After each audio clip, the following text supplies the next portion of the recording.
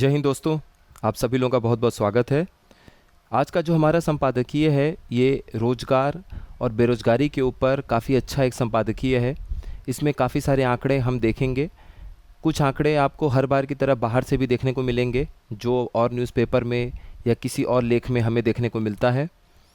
तो इसमें जितने भी आंकड़े हैं, इसमें से मुश्किल से एक या दो आंकड़े ऐसे होंगे आपके मुख्य परीक्षा या निबंध के समय जो आपको देखने होंगे, वरना लगभग सारे आंकड़े पिछले दशक से लेके और 2029-30 तक क्या उम्मीद है, हम कहाँ पर खड़े होंगे हर क्षेत्र में, उससे जुड़े हुए आंकड़े हैं। तो थोड़े बहुत ही बदलाव की उम्मीद है, वरना अधिकतर जो है इसी आंकड़े से आपके काम हो जाएंगे। चलिए शुरू करते हैं अपने विश्लेषण को।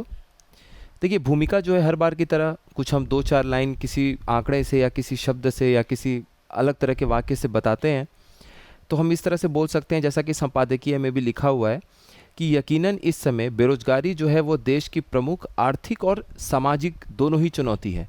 तो सोशो इकोनॉमिक चैलेंज है इस समय, क्योंकि अर्थ आपके पास पैसा होगा तभी आपकी सामाजिक स्थिति भी सही होगी, तभी आपकी आर्थिक स्थिति भी सही होगी। क्योंकि पैसा है तो समाज में आजकल इज्जत भी है। एनएसओ द्वारा जारी ताज़ा आंकड़ों को हम देखते हैं, जो कि अभी हाल ही में राष्ट्रीय सांख्यिकी कार्यालय द्वारा जारी किया गया है। तो मिनिस्ट्री ऑफ स्टैटिस्टिक्स के द्वारा क्या जारी किया गया है, एनएसओ के द्वारा ही इस आंकड़े को हम देखते हैं। तो राष्ट्रीय सांख्यिकी कार्यालय द्वारा जारी असंगठित क्षेत्र के उद्यमों से संबंधित आंकड़ों के अनुसार, ये देखिए, जुलाई 2015 से जून 2016 की अवधि में जो एक साल है, उसकी तुलना में ये कोविड के बाद का जो समय लिया गया है, अक्टूबर 2022 से सितंबर 2023 की अवधि के दौरान जो विनिर्माण क्षेत्र है यानी कि मैन्युफैक्चरिंग सेक्टर है, उसमें 18 लाख असंगठित जो अनऑर्गेनाइज्ड फैक्ट्रीज़ हैं, इंडस्ट्रीज़ हैं, उद्यम हैं, उनको बंद कर दिया गया है। तो ये वाकई बहुत चिंता की एक बात है। इन उद्यमों में बोला गया है कि करीब 54 लाख लोग नौकरियों में थे। अब एक उद्यम में एवरेज 3 ही लोग काम कर रहे थे, इस पर एक अलग तरह का डिबेट हो सकता है, चर्चा हो सकती है, लेकिन फ़िलहाल जो आंकड़े हैं हमें उसी के साथ चलना पड़ेगा। दूसरा जो पॉइंट इसमें बताया गया है वो है कि जो अनिगमित क्षेत्र हैं उनके जो उद्यम हैं, यानी कि अनइनकॉर्पोरेटेड सेक्टर एंटरप्राइजेज हैं, ये अनिगमित क्षेत्र के उद्यम कौन कौन से होते हैं। जैसे मान लीजिए कि ठेले पे आप कुछ बेच रहे हैं, या कोई भी दुकान आप जनरल मर्चेंट का खोल के कुछ बेच रहे हैं, परचून की दुकान है। अब इन सबको बहुत ज़्यादा कोई लाइसेंस के तहत अपना पंजीकरण नहीं कराना होता है, दुकान का रजिस्ट्रेशन नहीं कराना होता है। बहुत सारे लोग हैं अपने घर के नीचे दुकान खोल दिया, उससे उनकी कुछ न कुछ कमाई आ रही है। ठेले पे आप सब्जी बेच रहे हैं, फल बेच रहे हैं, उसका क्या रजिस्ट्रेशन होता है, कुछ भी नहीं।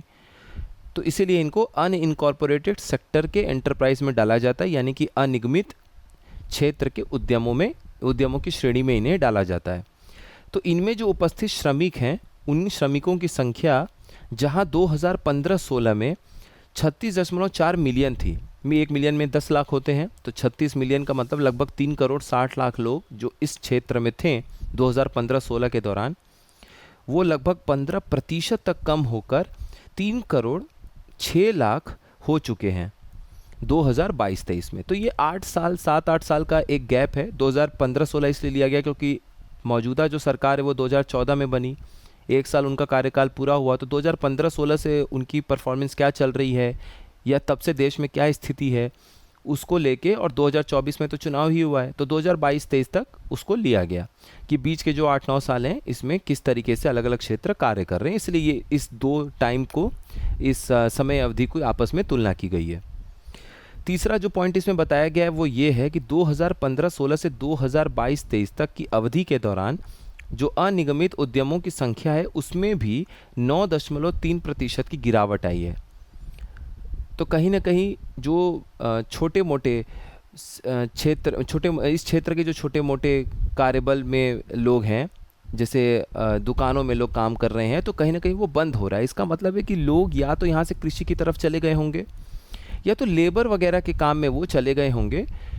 उनका अपना छोटा छोटा जो वो काम में लगे हुए थे उसमें उनको कहीं मुनाफा नज़र नहीं आ रहा था मेहनत की तुलना में। चौथा जो आंकड़ा हमारे सामने पेश किया गया है वो है अक्टूबर 2022 से सितंबर 2023, यानी कि पिछला ये जो आपका सितंबर था उसके एक साल पहले का रिपोर्ट देखा गया है। क्योंकि अब जो आपको अक्टूबर 2023 से सितंबर या अगस्त 2024 का जो आंकड़ा होगा वो दिसंबर जनवरी में देखने को मिलेगा, इस साल के अंत में या अगले साल के शुरुआत में। तो ये आंकड़ा आपके लिए अक्टूबर नवंबर तक आपको यही पढ़ना होगा।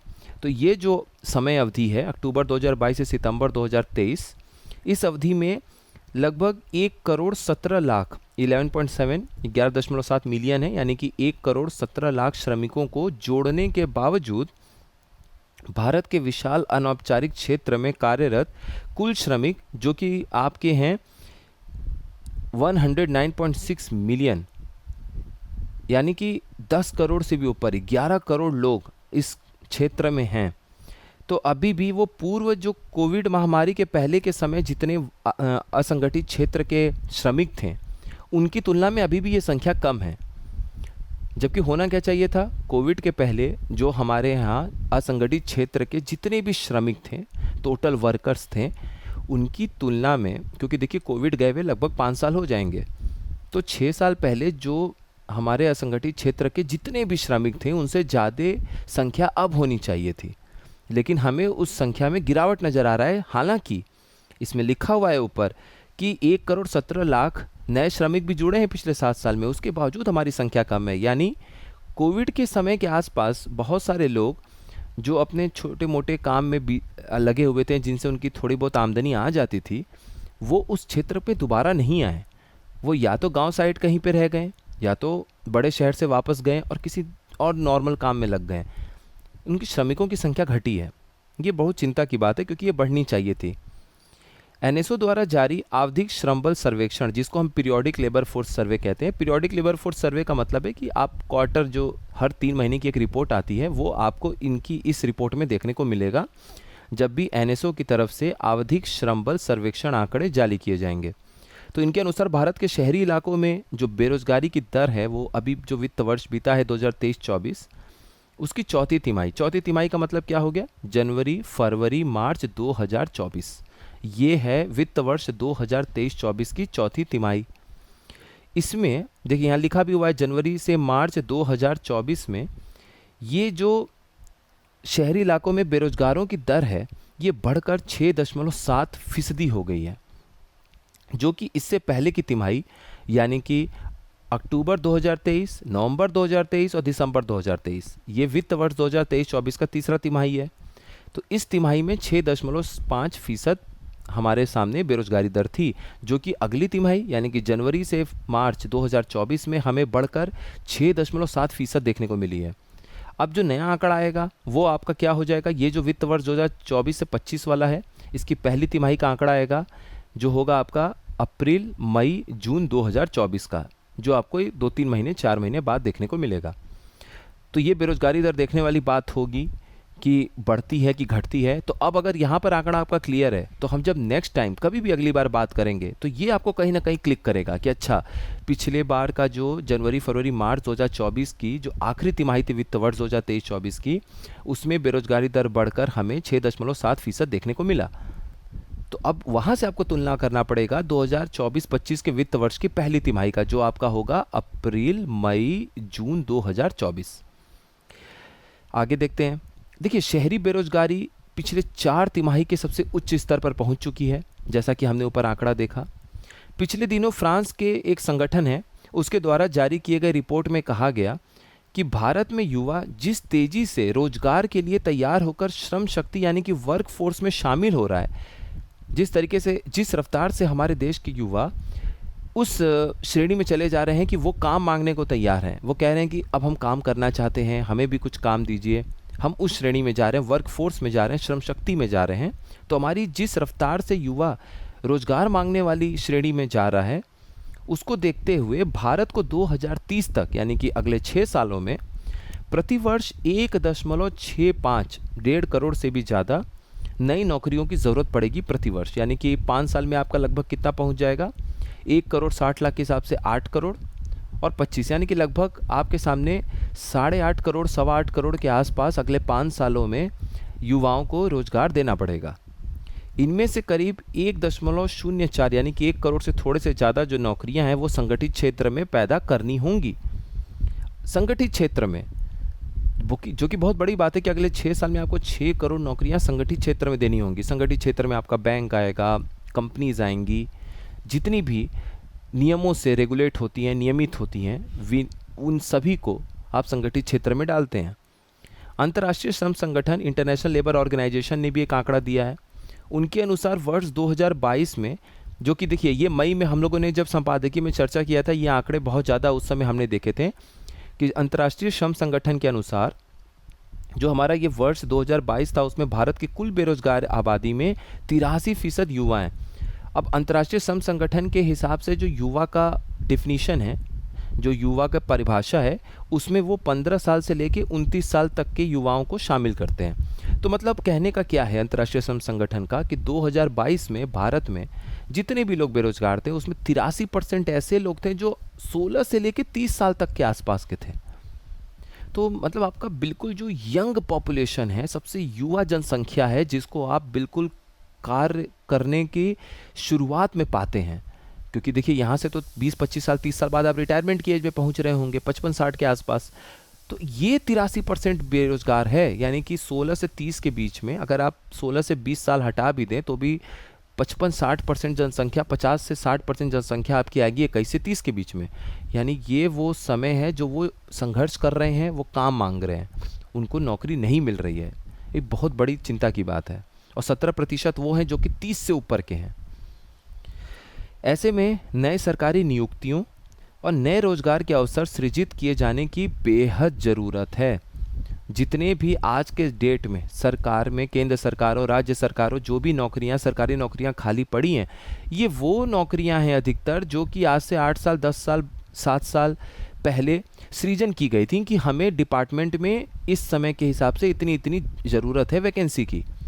अगर आप फिर से डिपार्टमेंट को एक तरीके से सर्वे कराएंगे कि आज के नए समय के हिसाब से 2024, 25, 2028, 30 के हिसाब से रेलवे, शिक्षा क्षेत्र, रक्षा क्षेत्र, अलग अलग क्षेत्र जितने भी हैं, प्रशासनिक क्षेत्र, पुलिस क्षेत्र, इन सभी क्षेत्रों में अगर आप देखेंगे, आपको लगेगा कि हमें सर्वे कराना चाहिए कि कितनी नई सरकारी नौकरियां देने की ज़रूरत है। तो ये जो इस समय आपके पास सैंक्शनड स्ट्रेंथ है, मतलब जितनी भी आपके सामने रोजगार सृजन किए गए हैं, उसमें बढ़ावा करना पड़ जाएगा, सीट्स को बढ़ाना पड़ जाएगा, वैकेंसी अपने आप बढ़ जाएगी। तो जितनी पहले से वैकेंसी खाली है वो तो पहले की बताई गई हैं कि इतनी हमें ज़रूरत है। नई ज़रूरतों को अगर आप जोड़ देंगे तो वो तो और ज़्यादा चली जाएंगी। तो यहाँ पर कहने की बात यही है कि ये सारे आंकड़े कहते हैं कि समस्या गंभीर है, आपको नियुक्तियाँ देनी पड़ेंगी, चाहे वो सरकारी हो, चाहे वो गैर सरकारी क्षेत्र हो, निजी क्षेत्र हो। इस मामले में आप बिहार का उदाहरण पेश कर सकते हैं। संपादकीय में लिखा हुआ है कि हाल ही में बिहार सरकार द्वारा वर्ष 2024-25 तक 5 लाख से अधिक सरकारी नियुक्तियां करने का जो सख्त निर्देश जारी किया गया कि 5 लाख नियुक्ति आपको देनी ही देनी है। 5 लाख से थोड़ा ज़्यादा ही है, ये आंकड़ा 5,18,000 या 17,000 के आसपास है। वो अन्य सभी सरकारों के लिए एक मिसाल की तरह है। तो यहाँ पर हम मिसाल, एक उदाहरण पेश कर सकते हैं बिहार सरकार का। इसलिए नए केंद्र सरकार द्वारा न केवल सरकारी क्षेत्र में नए रोजगार सृजित करने होंगे, बल्कि देश में असंगठित क्षेत्र, लघु एवं मध्यम उद्योग, जो कि MSME आता है, micro small and medium enterprises, और गिग वर्कर्स की चिंताओं पर भी ध्यान देना पड़ेगा। क्योंकि देखिए, जो अपना लघु मध्यम उद्योग है, सूक्ष्म लघु और मध्यम उद्योग है, MSME क्षेत्र है, और जो गिग वर्कर का क्षेत्र है, उन क्षेत्रों में करोड़ों लोगों को तो रोजगार मिल रहा है, लेकिन समस्या क्या है कि उनके भविष्य एकदम सुरक्षित नहीं है। कब कौन हट जाए, क्योंकि एक प्रॉपर तरीके से चीज़ें चल नहीं रही हैं। देखिए, गिग वर्कर में क्या दिक्कत आती है। गिग वर्कर कौन है? अब जैसे कोई भी, मान लीजिए सोसाइटी में किसी को ओला में नौकरी मिल गई, ओला और उबर के तहत जो लोग गाड़ी चला रहे हैं, या आपके ज़ोमैटो, स्विगी के तहत जो आपके पास खाना पहुंचा रहे हैं, अमेज़ॉन, फ्लिपकार्ट के तहत जो आपके पास सामानों की डिलीवरी दे रहे हैं, स्नैपडील हो गया, नापतोल हो गया, कोई भी हो गया, इन सभी में क्या है कि क्या पारंपरिक तरीके से रोजगार देने वाले, पारंपरिक तरीके से मालिक और एम्प्लॉय जो उनके यहाँ कर्मचारी काम कर रहे हैं, क्या उनके बीच का आपको हिसाब किताब समझ में आ रहा है? नहीं। ऑफिस में जब आप जाते हैं तो आपको पता होता है कि ये मुझे सैलरी देने वाले ये मालिक हैं, आपको सामने से उनसे बातचीत होती है, सब कुछ एक पारंपरिक तरीके से जो चीज़ें चली आ रही हैं वो हो रहा है। यहाँ पर क्या है, एक ऑनलाइन आप ऐप डाउनलोड करते हैं। अब जो ज़ोमैटो का इंसान आपके पास खाना पहुँचा रहा है, एक एग्जाम्पल के तहत समझिए, जो खाना आपके पास पहुँचा रहा है ज़ोमैटो का कर्मचारी, वो रेस्टोरेंट जाके आपके पास खाना लेकर आ रहा है। तो रेस्टोरेंट का तो मालिक उसका मालिक है नहीं ना, उसको तो नौकरी दिया गया है ज़ोमैटो की तरफ से, और ज़ोमैटो में मालिक उसका कौन है उसको ठीक से पता नहीं है, क्योंकि उनके पास तो सैलरी आ रही है हर महीने कट के। अब ज़ोमैटो का परफॉर्मेंस डाउन हो जाए, मान लीजिए ज़ोमैटो बहुत अच्छा चल रहा है, स्विगी डाउन हो जाए, स्विगी से ज़्यादा लोग खाना ऑर्डर नहीं कर रहे हैं, तो स्विगी क्या करेगा, कहेगा कि हमें 200-300 लोगों की किसी शहर में क्या ज़रूरत है खाना पहुंचाने की, हमारा तो ऑर्डर ही इतना आ रहा है कि 50 ही लोग केवल खाना पहुंचाएंगे। तो वो क्या करेंगे, बाकी 150 लोगों को कहेंगे कि आपको अब सर्विस से हटाया जा रहा है, क्योंकि उसमें प्रॉपर नियम नहीं है। एक नए तरीके का क्षेत्र उभर कर आया है जिसके लिए हम पहले से नियम नहीं बना पाएंगे, अब हमें नियम बनाने की ज़रूरत है। तो इसीलिए इन क्षेत्रों के जो ये वर्कर्स हैं उनके ऊपर ध्यान देने की बहुत ज़रूरत है। इसी तरीके से एमएसएमई में भी है, छोटे छोटे लघु मध्य मध्य उद्योग हैं, कोई बहुत ज़्यादा लाइसेंस इनको नहीं मिला है, कोई बहुत ज़्यादा नियम से बंधे हुए नहीं हैं। आज मान लीजिए लकड़ी का खिलौना बिक रहा है, 20 लोगों को काम पे रख लिए, लकड़ी की जगह कोई और प्लास्टिक का खिलौना मार्केट में आ गया, चाइना का मान लीजिए कोई खिलौना आ गया, उनकी मार्केट डाउन हो गई, वो 20 की जगह 10 को हटा देंगे, 10 को रखेंगे, 15 की भी ज़रूरत नहीं होगी तो 5 से केवल काम कराएंगे। तो वो आज नौकरी कर रहे हैं, रोज़गार उनको मिल रहा है, लेकिन उनका भविष्य सुरक्षित है नहीं है, उनको खुद नहीं पता है कि अगले हफ्ते, अगले महीने या अगले साल हम यही काम कर रहे होंगे कि नहीं कर रहे होंगे। यही सब बात है जो कि सरकार को समझनी होगी। चलिए हम आंकड़े देखते हैं। देखिए, जून 2022 में नीति आयोग ने एक रिपोर्ट प्रस्तुत किया था, एक रिपोर्ट जारी किया था। उसके अनुसार भारत के 77 लाख लोग इस समय गिग इकोनॉमी का हिस्सा हैं। गिग आप समझ गए, जो जोमेटो, अमेज़ॉन, इनके वर्करों की हमने बात किया, उनके कर्मचारियों की हमने बात किया, एम्प्लॉय के बारे में बात किया। तो इस समय 2022 के हिसाब से नीति आयोग बोलता है कि 2022 में 77 लाख लोग थे। तो इस समय मान लीजिए कि 8-10% का भी 10% का भी हम ग्रोथ मानते हैं, तो 7.5 लाख लोग और ऐड हुए 2 साल में, तो करीब करीब हम मान के चलते हैं कि 95 लाख के आसपास, 90-95 लाख लोग इस समय गीग वर्कर होंगे। ये आंकड़ा नीति आयोग बोलता है कि उसके अनुसार 2029-30 तक 2.35 करोड़ होनी चाहिए, यानी कि 2.5 करोड़ से थोड़ा कम, 2.25 करोड़ से ज़्यादा इनकी संख्या होगी। तो अब करोड़ों लोग इसमें सेक्टर में हैं, जब किसी क्षेत्र में 2.25-2.5 करोड़ लोग कार्य कर रहे होंगे तो अब आपको बहुत ज़्यादा ध्यान देना पड़ेगा, क्योंकि रोजगार जो है वो अगर करोड़ों, किसी क्षेत्र में करोड़ों लोग जुड़े हुए हैं तो आपको प्रॉपर तरीके से रेगुलेटिंग बॉडी बनानी पड़ेगी, उनका विनियमन करना पड़ेगा, रेगुलेशन करना पड़ेगा, आपको बहुत सारे नियम बनाने पड़ेंगे कि इतनी आसानी से आप काम से हटा नहीं सकते हैं, आपको प्रॉपर इनको हेल्थ इंश्योरेंस देना पड़ेगा। ये सब चीज़ों के बारे में भी हमें सोचना होगा, क्योंकि गिग वर्कर्स के लिए जो आज सबसे बड़ी समस्या है उसमें एक तो है कि नौकरी जाने का खतरा, और यही खतरा लघु, मध्यम और सूक्ष्म उद्योग के साथ भी है। दूसरी बात, बाकी जैसे सरकारी क्षेत्र में लोग काम करते हैं, सॉफ्टवेयर कंपनी, आपके पैरामेडिकल क्षेत्र, मेडिकल क्षेत्र, फार्मा सेक्टर, इन सब क्षेत्रों में जो लोग हैं उनको प्रोविडेंट फंड उनका हर महीने सैलरी से कटता है, वो जमा करते हैं, तो उससे उनको रहता है कि चलो ठीक है, भविष्य में हमें कहीं ना कहीं ये कटा हुआ पैसे से हमें बाद में इकट्ठे पैसा मिल जाएगा या फिर पेंशन मिल जाएगा। लेकिन इन लोगों के लिए कोई ऐसा प्रावधान नहीं है, हेल्थ इंश्योरेंस का कोई प्रावधान नहीं है, स्वास्थ्य बीमा का कोई प्रावधान नहीं है। जहाँ तक बात है इनकी सोशल सिक्योरिटी, सामाजिक सुरक्षा की, तो इनको सामाजिक सुरक्षा भी कुछ नहीं मिल रहा है। जब हेल्थ इंश्योरेंस नहीं हो रहा है, पेंशन के बारे में आप सोच नहीं रहे हैं, तो सामाजिक सुरक्षा और कहाँ से आएगी? यही इन्हीं सब चीज़ों को मिलाकर तो सामाजिक सुरक्षा होता है। अब हम बात करते हैं थोड़े से महिलाओं के बारे में। महिलाओं की स्थिति क्या है देश में रोजगार को लेकर? संपादकीय में साफ साफ लिखा गया है कि देश में रोजगार के मद्देनज़र महिलाओं की स्थिति भी कोई बहुत अच्छी नहीं है। अब हम इसको थोड़े आंकड़ों से देखते हैं। नेस्कॉम के मुताबिक भारत के जो प्रौद्योगिकी कार्यबल हैं, जो टेक्निकल वर्कफोर्स हैं, ऐसे क्षेत्र जहां पे आपको टेक्निकल नॉलेज की ज़रूरत पड़ेगी, सामान्य जागरूकता और जानकारी से आप कार्य नहीं कर पाएंगे, उसमें केवल 36% ही महिलाओं की हिस्सेदारी हमें देखने को मिलती है। दूसरी तरफ अगर विश्व बैंक के आंकड़ों को देखेंगे तो उनके आंकड़ों के मुताबिक भारत में वैज्ञानिक हो गए, इंजीनियर हो गए, प्रौद्योगिकीविद हो गए, इनमें भी महिलाओं की भागीदारी मात्र 14% है।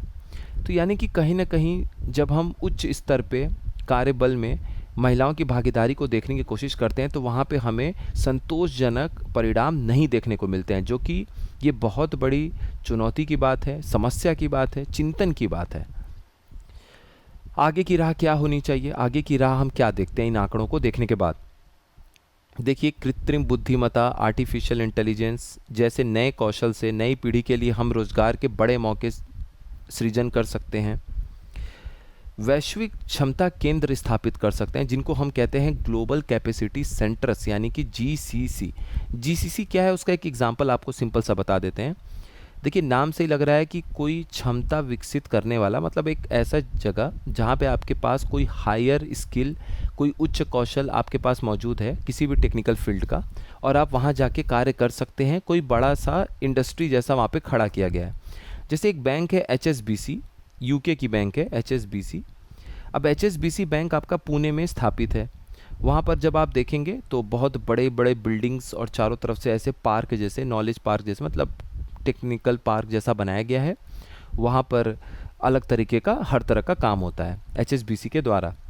तो इस तरीके के हमें बड़े बड़े ग्लोबल पार्क स्थापित करने की ज़रूरत है। देश में अपने काफ़ी सारा पार्क के हम आंकड़ों को देखेंगे तो यही समझ लीजिए वैश्विक क्षमता केंद्र कहलाता है। तो वैश्विक क्षमता केंद्र अगर आप स्थापित कर रहे हैं तो आपको लोग भी तो चाहिए जो उस जगह पे जाके काम करेंगे। वो लोग कहाँ से आएंगे? जब आप उनको कोई कौशल प्रदान करेंगे। वो कौशल कैसे प्रदान करेंगे? जब आप कौशल विकसित करने वाली संस्था को खड़ा करेंगे। और जब किसी इस तरह की कौशल प्रदान करने वाली संस्था को विकसित करेंगे तब आप उसमें फिर लोगों को ट्रेनिंग दे पाएंगे। तो इनके स्थापनाओं की रफ्तार जो है उसे बढ़ाने की ज़रूरत है, ताकि नए तकनीकी कौशल वाले युवाओं के लिए रोजगार के अधिक मौके सृजित करने की डगर पर हम आगे बढ़ पाएं। उच्च कौशल जो है, यानी कि हाई स्किल, कम लागत, लो कॉस्ट और प्रतिभा, टैलेंट और मूल्य निर्माण, यानी कि वैल्यू क्रिएशन।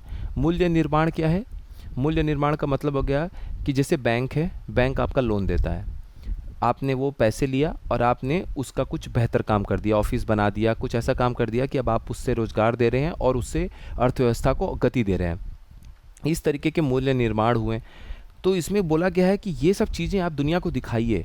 बड़े बड़े कंपनीज को अगर आप यहाँ बुला के जीसीसी स्थापित करना चाहते हैं, ग्लोबल कैपेसिटी सेंटर्स खड़ा करना चाहते हैं, तो आप बताइए कि भारत में उच्च कौशल की कमी नहीं है, कम लागत पे आपको यहाँ पे लोग मिल जाएंगे, चाहे आपको कंपनी खड़ी करनी हो, चाहे लोग अपनी सेवाएं देना चाहते हो, प्रतिभाओं की कोई कमी नहीं है, और मूल्य निर्माण हम कैसे करते हैं अपने देश में। इस तरह की बातें, भारत की विशेषताएं जब दुनिया में अधिक प्रचारित और प्रसारित कर सकेंगे, तब बहुराष्ट्रीय कंपनियों को भारत में और ज़्यादा जीसीसी स्थापित करने के लिए हम प्रेरित कर पाएंगे। तो जीसीसी पे देखिए, जीसीसी पे अगर कभी सवाल आ जाए, क्योंकि ये नया उभरता हुआ क्षेत्र है, इस पे सवाल आने का चांस है, तो आप ये आंकड़े पेश करिएगा। जब आपको सामान्य उत्तर लिखना होगा तो इतने आंकड़ों में जाने की ज़रूरत नहीं है। जीसीसी पर ताज़े आंकड़े, नैस्कॉम जिनेव की ताज़ा रिपोर्ट के मुताबिक वर्तमान में भारत में तकरीबन 1600 जीसीसी हैं, जिसमें उच्च कौशल प्रशिक्षित लोग कितने हैं जो कार्यरत हैं? 16.5 लाख से थोड़े से अधिक, 16.6 लाख। और ऐसा मानना है कि भारत 2025 तक 1900 से ज़्यादा जीसीसी वाला देश बनने की ओर बढ़ रहा है, जिसमें 20 लाख से अधिक लोगों को रोजगार मिलेगा। सरकार ने 2023 तक भारतीय श्रमिक उपलब्ध कराने के लिए विभिन्न देशों के साथ 13 समझौतों पर हस्ताक्षर किए हैं। ऐसे हस्ताक्षरों को, इस तरीके के जो भी हस्ताक्षर समझौते हो रहे हैं, उन समझौतों को बढ़ाने की ज़रूरत है। ऐसा क्यों किया है भारत ने? इससे देश की युवा श्रम शक्ति विदेशों में अधिक रोजगार के साथ अधिक विदेशी मुद्रा की कमाई भी कर सकेगी, क्योंकि बाहर जाने का आपको मौका मिलेगा, आपके हाथ में सैलरी आएगी, वहाँ का खर्च उठाने के बाद जो भी आपके पास पैसे बचेंगे, चाहे वो डॉलर में मिले, चाहे वो आपके अलग अलग करेंसी में मिले, तो वहाँ से आप पैसे भारत भेजेंगे और उनकी कीमत ज़्यादा है पहले से। निष्कर्ष क्या है? इस समय सरकार को बड़े स्तर पर रोजगार पैदा कर सकने वाली परियोजनाओं के बारे में सोचने की ज़रूरत है। साथ ही मनरेगा की तरह शहरी बेरोजगारों के लिए भी योजना बनाने की ज़रूरत है। गांव साइड के बेरोजगारों के लिए तो आपने एक अच्छा प्रोग्राम ला दिया मनरेगा, जो कि किसी की भी गवर्नमेंट हो, पहले यूपीए की थी, अब एनडीए की है, तो कांग्रेस, बीजेपी, कोई भी गवर्नमेंट आए तो सबने उसको कंटिन्यू रखा, जारी रखा। इससे बहुत ज़्यादा फ़ायदा ग्रामीण क्षेत्रों में देखने को मिला। उसी तरीके का उदाहरण पेश करते हुए हमें शहरों में भी शहरी बेरोजगारों के लिए इस तरीके के कार्यक्रम को लाने की ज़रूरत है। सरकार को विनिर्माण यानी कि मैन्युफैक्चरिंग और सेवा क्षेत्र यानी कि सर्विस सेक्टर में रोजगार बढ़ाने के लिए रणनीतिक रूप से आगे बढ़ना होगा। साथ ही अप्रशिक्षित जो हमारे अनट्रेंड श्रमिक हैं, वर्कर हैं, उनको भी हम नई नई तकनीकों से प्रशिक्षित करना होगा हमें। अब ये कैसे कर सकते हैं? आपके पास आईटीआई बिल्डिंग्स हैं, इंडस्ट्रियल ट्रेनिंग इंस्टीट्यूट, आईटीआई हैं पहले से, उसमें आप ट्रेनिंग दीजिए। आप देखिए कि आपकी कंपनी जो भी आप स्थापित कर रहे हैं उनको क्या चाहिए, आप वहाँ से इन लोग को ट्रेनिंग दीजिए। जो बड़े संस्थान हैं वहाँ पे आप और ज़्यादा ट्रेनिंग दे सकते हैं। जो अच्छे संस्थान हैं उनसे ऑनलाइन आप जुड़ सकते हैं। आईटीआईज़ में कोर्स करवा दीजिए, इंटरनेट की व्यवस्था दे दीजिए, वो आईआईटीज़ और बड़े बड़े संस्थानों के कोर्स को देख के चीज़ें समझ पाएँ। जो बेसिक लेवल पे मशीन है वो उनके आईटीआई में आप दे दीजिए। तो इस तरीके की चीज़ें हम कर सकते हैं जिससे कि रोज़गार में हम तकनीकी चीज़ों को लाकर और बेहतर तरीके से रोज़गार सृजन कर पाएँ। तो ये हमारा विश्लेषण आज कंप्लीट होता है। मिलते हैं नेक्स्ट इन्फॉर्मेटिव वीडियो में। आप सभी लोगों का बहुत बहुत धन्यवाद।